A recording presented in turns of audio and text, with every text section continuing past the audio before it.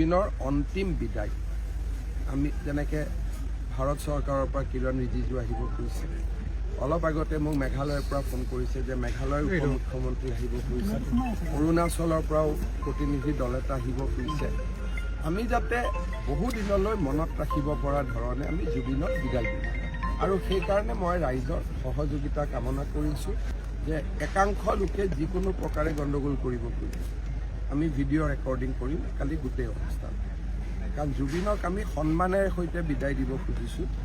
ইয়াত আমি বিশৃংখল সৃষ্টি কৰিব খোজা নাই। গতিকে কালি আমি গোটেই অনুষ্ঠানটো সৰু সজাইৰ পৰা অন্তিম বিদায়লৈকে গোটেইটো আমি ভিডিঅ' বনাম আৰু কোনোবাই যদি পিছত আমি দেখোঁ যে ইচ্ছাকৃতভাৱে আৱেগত কৰা বেলেগ কথা, কিছুমানে ইচ্ছাকৃতভাৱেও খেলি মেলি কৰিব খোজে, চৰকাৰে তেওঁলোকৰ ওপৰত ব্যৱস্থা ল'ব। ইতিমধ্যে যোৱাকালি সৰু সজাই আৰু আগদিনাখন বিমানবন্দৰত খেলি মেলি কৰা কেইবাজনো ব্যক্তিৰ ভিডিঅ' ৰেকৰ্ডিং আমি লৈছোঁ আৰু তেওঁলোকৰ ওপৰত অনুষ্ঠানটো হৈ যোৱাৰ লগে লগে আমি তেওঁলোকক সুধিম যে আপোনালোকে ইমান ধুনীয়া অনুষ্ঠান এটা কিয় বেয়া কৰিব খুজিছে।